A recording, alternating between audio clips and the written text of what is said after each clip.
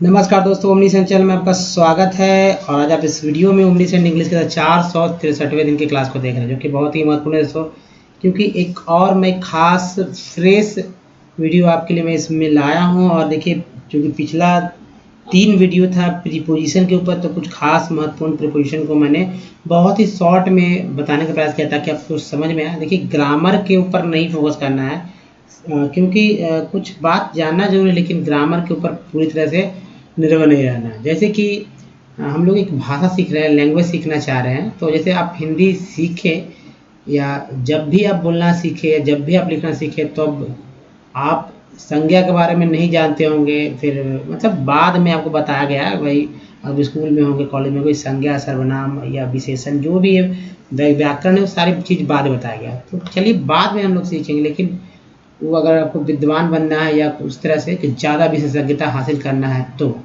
वो अलग सीखेंगे। लेकिन चूंकि एक देखिए, इंग्लिश में क्या बेसिक चीज़ है, सबसे ज़रूरी है कि भाई पढ़ने तो आ जाए, कुछ कुछ बोल भी लें और करेक्ट लिख लें। जी, तो सबसे ज़रूरी है पढ़ना और लिखना। बोलना तो दूर की बात है, अगर बोलते हैं तो कहीं ना कहीं बहुत ही इफेक्टिव होता है।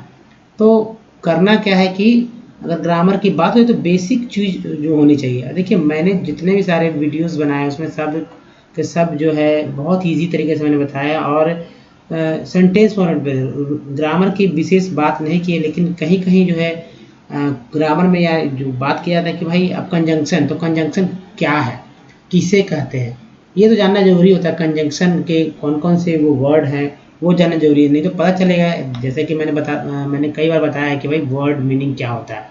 तो कई तरह का वर्ड्स मैंने बताया कि डेली वर्ड्स होते हैं, या वर्ब होता है, प्रिंसिपल वर्ब होता है, कि वर्ब जो इडियम से रिलेटेड होते हैं, वर्ब जो फ्रेज से रिलेटेड होते हैं, प्रोवर्ब्स होता है।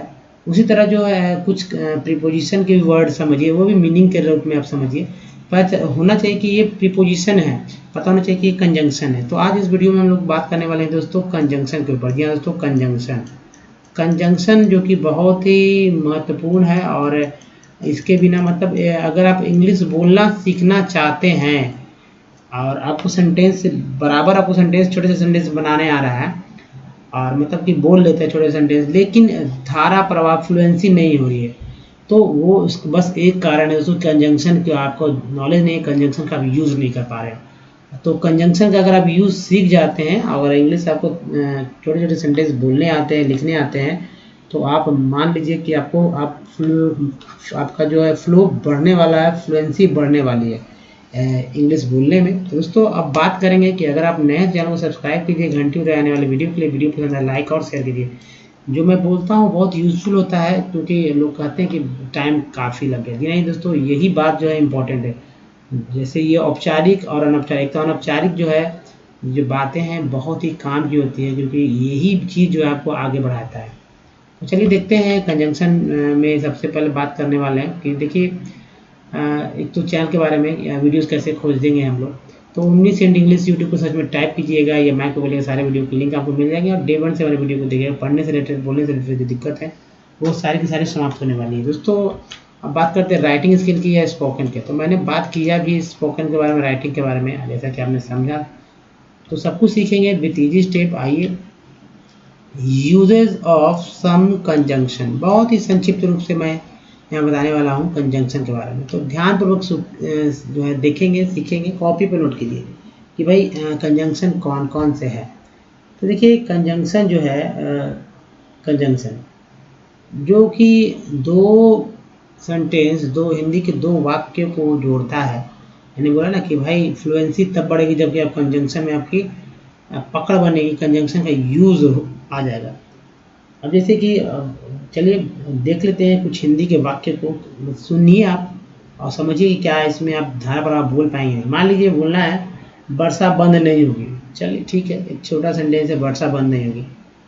मैं बाहर नहीं जाऊँगा, अब ऐसे बोलना है। मान लीजिए घर में है, बात हो रहा है कि अपने किसी फैमिली वाले मेम्बर से बोल रहे हैं हम लोग, वर्षा नहीं होगी, वर्षा नहीं होगी, मैं घर नहीं जाऊँगा। कैसा लग रहा है आपको? वर्षा नहीं होगी, मैं घर नहीं जाऊँगा। इसमें बहुत लगा कि भाई सेंटेंस तो है, आपने करेक्ट बोला, करेक्ट लिखा, लेकिन क्या हुआ, फ्लो नहीं, आपको फ्लो नहीं पता चलोगे। हिंदी में ही हम बात जब बोल रहे हैं इस तरह से कि वर्षा नहीं होगी, घर में बैठे हुए हम लोग चलिए बात कर रहे हैं, अपने भाई से अपनी बहन से किसी से बात हो रहा है, बोल रहे हैं कि वर्षा नहीं होगी, मैं बाहर नहीं जाऊंगा, 2 सेंटेंस मैंने बोला, लेकिन इसमें फ्लो नहीं है। क्या नहीं है? फ्लो नहीं है, फ्लुएंसी नहीं है। अब देखिए इसी सेंटेंस को मैं बताता हूँ कंजंक्शन के थ्रू। जब तक वर्षा बंद नहीं होगी तब तक मैं बाहर नहीं जाऊंगा। फ्लो आया, इसमें फ्लो आया। जब तक वर्षा नहीं होगी तब तक मैं बाहर नहीं जाऊंगा। जब एक और सेंटेंस देखते हैं, देशवासी बुद्धिमान नहीं हो जाए होएंगे, मतलब कि हो जाएंगे, देश उन्नति नहीं कर सकेगा। देशवासी यानी कि जो भारतीय हैं, अगर भारतीय नीतिज्ञ नहीं होंगे, देश उन्नति नहीं करेगा। देखिए 2 बात मैंने यहाँ बोला, लेकिन फ्लो नहीं है। अब देखिए इसी को मैं बताता हूँ, जब तक देशवासी नीतिज्ञ नहीं हो जाएंगे तब तक देश उन्नति नहीं कर सकेगा। फ्लो है ना, जब तक देशवासी नीतिज्ञ नहीं होंगे तब तक देश उन्नति नहीं करेगा। तो इसी तरह का सेंटेंस जो है दोस्तों, आपको फ्लुएंसी बढ़ाने के लिए और लिखने में हो या बोलने में बहुत ही यूज़फुल हो। वैसे लिखिए कॉपी पे। तो दोस्तों देयर, देखिए बोलना बहुत ही इंपॉर्टेंट है। अगर मैं नहीं बोलूँगा तो इतने सारी बातों को लिखना बहुत ही दिक्कत होती है, आप समझे बात को। तो देखिए देयरफॉर सेंटेंस, जैसे देयरफॉर आई रिक्वेस्ट लिखते हैं, देखिए देयरफॉर आई रिक्वेस्टेड टू, ऐसे करके लिखते हैं। सो लिखते हैं, हेंस लिखते हैं, इसका अर्थ है इसलिए। तीनों का अर्थ है, देयर के लिए, देयरफॉर के लिए भी, सो का भी और हेंस का भी क्या अर्थ है? इसलिए। लेकिन हम लोग ज़्यादातर सो का यूज़ करते हैं, है ना। लेकिन जब एप्लीकेशन लिखते हैं तो देयरफॉर का जान कर, देयरफॉर मतलब फिक्स होता है ना कि फेविकॉल की तरह फिक्स कर दिया गया, देयरफॉर आई रिक्वेस्ट, ऐसे करके जब कंक्लूड करते हैं हम लोग एप्लीकेशन को। तो सो हेंस का बहुत कम यूज है, लेकिन खैर तीनों का यूज जो है अर्थ है इसलिए। अब देखिए एक और है कंसिक्वेंटली, इसका अर्थ जो है फलतः, जिनका अर्थ जो है देयरफॉर से मिलता जुलता है, फलता। इसलिए फलता एक दूसरे के मतलब एक तरह से कह सकते हैं पर्यायवाची के रूप में ही है। तो कंसिक्वेंटली तो 4 हो जाते हैं, जो कि कंसिक्वेंटली बहुत ही क्लोज है देयरफॉर के, यानी कहने का अर्थ है कि इसलिए के बहुत ही क्लोज है। तो ये तो बात था कि देयरफॉर, सो, हेंस का हिंदी क्या होगा, अर्थ क्या होगा? इसलिए। अब एग्जाम्पल देख लीजिए, राम बीमार था, मैंने बता दिया राम बीमार था इसलिए वह खा नहीं सका।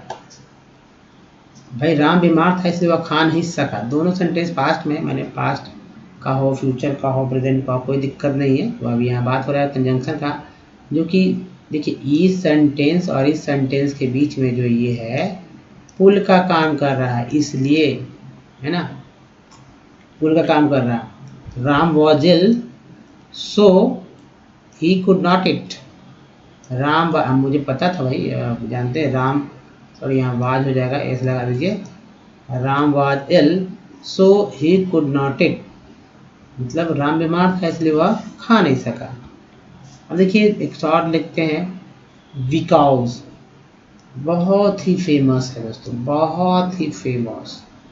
ये सिंस और एज से भी, हालांकि एज ही बहुत ही फेमस है, सिंस भी है, लेकिन इसको पास्ट टेंस सेंस, मतलब इसका यूज़ जो है मैंने बताया था पिछले, क्योंकि प्रीपोजिशन का है, लेकिन कंजंक्शन के पे भी आता है, क्योंकि एक ही वर्ड को कई तरह से लिख सकते हैं। बिकॉज, सिंस, एज का अर्थ हो जाता है क्योंकि, क्योंकि, चूंकि, 2 तरह से, क्योंकि, चूंकि। तो बिकॉज मीन्स तो क्योंकि होता है, बाकी सिंस, एज मीन्स चूंकि आप कर सकते हैं। ये क्या है? कारण बतलाते हैं। क्या बताते हैं? कारण। जैसे कि आज वह उदास है क्योंकि उसने आज एक दुखद समाचार जो है पाया, है ना। यही जो है दोस्तों हमारा ये पुल का काम कर रहा है, 2 वाक्य को जोड़ रहा है। आज वह उदास है क्योंकि उसने आज एक दुखद समाचार पाया, तो यही हमारा कंजंक्शन है। तो दोस्तों ऐसे लिखेंगे, today he is sad, he is sad, वह उदास है, बिकॉज ही गॉट, अब सीधा गॉट भी लिख सकते हैं, ही गॉट, ये नहीं रहेगा, he got unhappy news, he got, या कर सकते हैं एन लगा सकते हैं, क्योंकि ए आई ओ यू है, तो he got an unhappy news या सैड न्यूज। अब ये ज़्यादा लगा लीजिए सैड न्यूज, देखिए दोनों जगह सैड था इसलिए मैंने यहाँ पर नहीं लिया। उदास मीन्स दुख मीन्स वही होता है। सौरो भी लगा सकते हैं, सौरो मीन्स ज़्यादा इफेक्टिव होगा। सौरो मतलब दुख, दुखद, सौरो न्यूज़। तो खैर ये ज़्यादा है अनहैप्पी न्यूज़। तो ये था दोस्तों पहला देयर शो हैंस और because since as. Hindi note कीजिए क्या होगा, इसका अर्थ नोट कीजिए, यूज तो आप कर ही लेंगे। आइए although dot dot dot yet, यानी कि इसके बीच में सेंटेंस को भरना होगा, का अर्थ होता है यद्यपि, यानी ऑल्दो मीन्स यद्यपि और इट मीन्स होता है तथापि। ऑल्दो मीन्स क्या होता है दोस्तों, यद्यपि, और इट मीन्स क्या होता है तथापि, होता है ना।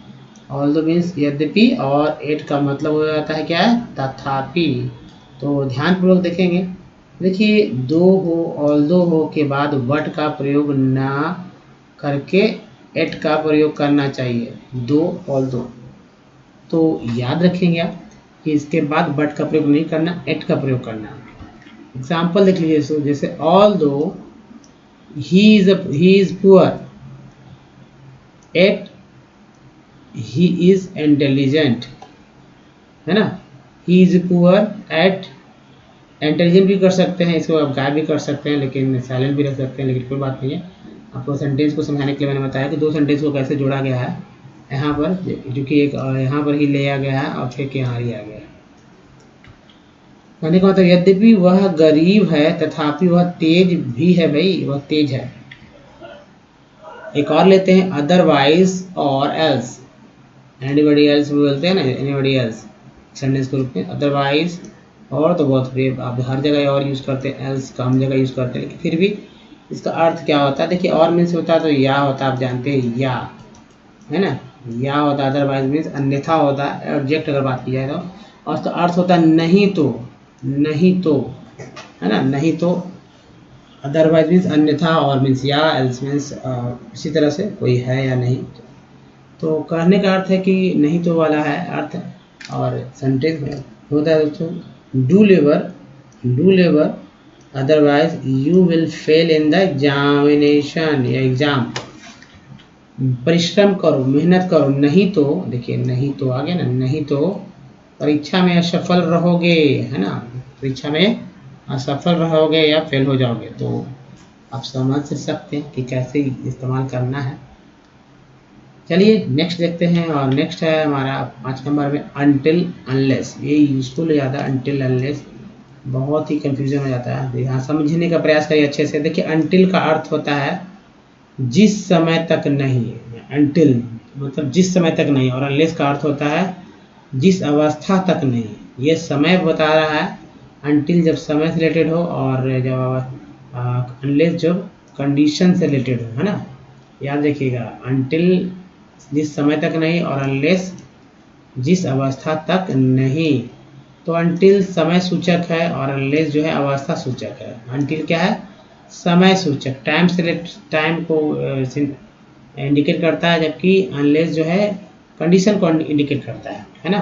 नेक्स्ट है तो देखिए एग्जांपल देख लीजिए, I shall wait here, I shall wait here until Shyam comes, until Shyam comes, मैं उस समय तक यहाँ ठहरूंगा, मैं यहाँ ठहरूंगा।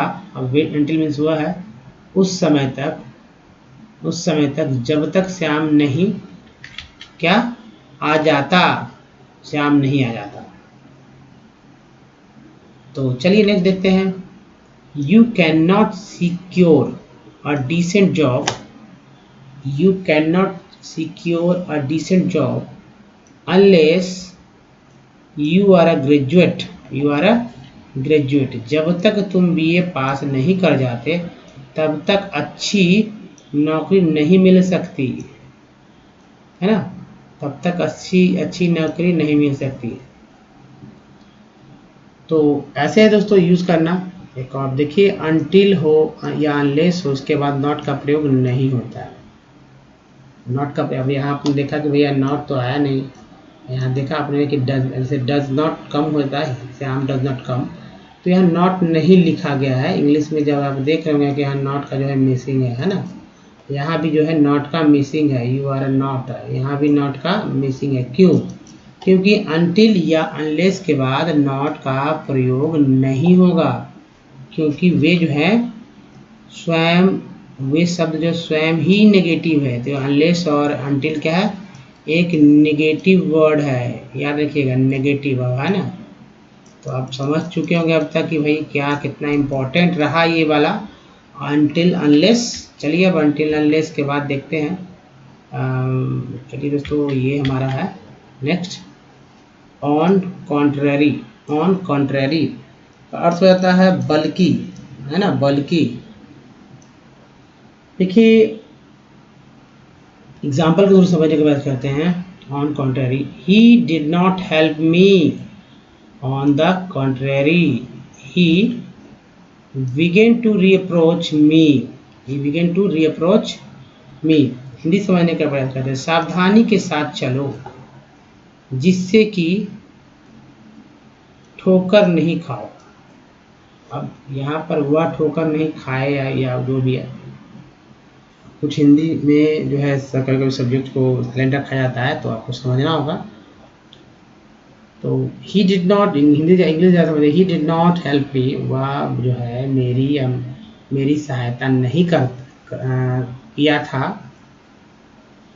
बल्कि वह जो है मुझे भीख से रिलेटेड बात है, रिप्रोच, जिससे कि ठोकर नहीं खाओ। तो थोड़ा सा कहीं ना कहीं आपको समझने का प्रयास करना पड़ेगा। ही बिगेन, वह मतलब भीख मांगने लगा मुझसे, ठीक है, पहुँचो, उससे भीख मांगने की कोशिश करने लगा या अप्रोच किया। तो वही बात है, जिससे कि सावधानी के साथ चलो जिससे कि ठोकर नहीं खाओ। दोस्तों एक और देखिए, लिस्ट, ये बहुत ही कम यूज होता है। लिस्ट का अर्थ होता है जिसमें कि नहीं, इसके बाद शुड का प्रयोग जो है होता है, यह नेगेटिव है, इसलिए इसके साथ नॉट का व्यवहार नहीं होता। देखिए अब लोग वर्ड मैंने बताया अनटिल, है ना, अनटिल बताया और अनलेस बताया, जो कि नेगेटिव वर्ड है, और एक ये वर्ड है लेस्ट है, ये भी नेगेटिव वर्ड है। तो 1 2 3 जो है ये नेगेटिव वर्ड्स है। लेस्ट का अर्थ है जिसमें कि नहीं, इसके बाद शुड का प्रयोग नहीं होता, शुड का प्रयोग होता है, लेस्ट के बाद शुड का प्रयोग करेंगे लेकिन नॉट का प्रयोग नहीं करेंगे। तो यानी लेस्ट से रिलेटेड जब सेंटेंस बनेगा तो शुड तो रहेगा लेकिन इसका शुड का नेगेटिव नहीं होगा। चलिए दोस्तों एग्जाम्पल ग्रुप समझते हैं। Walk with careless, walk with careless you should stumble. अभी शुड नॉट नहीं लाएंगे, समझ रहे हैं ना। सावधानी का चलो जिससे कि ठोकर नहीं खाओ। दोस्तों आप यहाँ पर एक बात बताइए कि सेम हिंदी जो है मैंने पिछले स्लाइड में बताया और यहाँ भी, तो कौन सा सही है? आपने पकड़ा या नहीं पकड़ा यह आपके ऊपर है, क्योंकि हो सकता है कुछ जो स्लाइड पे चलते हो कभी कभी मिस्टेक भी होता है, कभी कभी जानबूझ के मिस्टेक किया जाता है। तो मैं कभी कभी जानबूझ के मिस्टेक करता हूँ ताकि लोगों का ध्यान फिर से वीडियो पे वापस और कंसंट्रेशन उनका बना रहे। दोस्तों यहाँ पर देखिए, walk with careless you should stumble, सावधानी का चलो जिससे कि ठोकर नहीं खाओ। ये तो इसी सेंटेंस का जो हिंदी है, लेकिन जो पिछला सेंटेंस ये ऑन द कॉन्ट्रेरी का अर्थ है, ये ऑन द कॉन्ट्रेरी मीन्स अर्थ होता है बल्कि। और मैंने बताया कि he did not help me, on the contrary he began to reproach me. मैंने इसका अर्थ समझाया था लेकिन आपने शायद नहीं पकड़ा हो। तो इसका एडजेक्ट ये है दोस्तों कि उन्होंने मेरी सहायता नहीं की, उन्होंने मेरी सहायता नहीं की बल्कि वे भला बुरा कहने लगे, यानी कि शुरुआत कर दी मुझसे, वे मुझसे भला बुरा कहने लगे। तो एडजेक्ट जो है ये है उसका हिंदी अर्थ है दोस्तों, ठीक है। तो चलिए अब आगे बस इस वीडियो में ही तक दोस्तों। अगर बताइए वीडियो कैसा लगा, मुझे अच्छा लगा तो प्लीज़ लाइक कीजिए और शेयर कीजिए। नए हैं चैनल को सब्सक्राइब कीजिए घंटी को दबाने वाले वीडियो के लिए। और एक वीडियो का यहाँ पर लिंक, एक वीडियो का यहाँ लिंक, और चैनल को सब्सक्राइब करने का लिंक यहाँ मिल जाएगा। और हमारे वीडियो को डे 1 देखना चाहते हैं तो लिंक दोस्तों यहाँ, यानी कि प्लेलिस्ट का लिंक यहाँ, तो और यहाँ से जाके हमारे प्लेलिस्ट में जाइए और डे 1 से हमारे वीडियो को देखिए। दोस्तों इस वीडियो में धन्यवाद, मिलते हैं तब तक ध्यान रखिए। धन्यवाद दोस्तों, ध्यान से।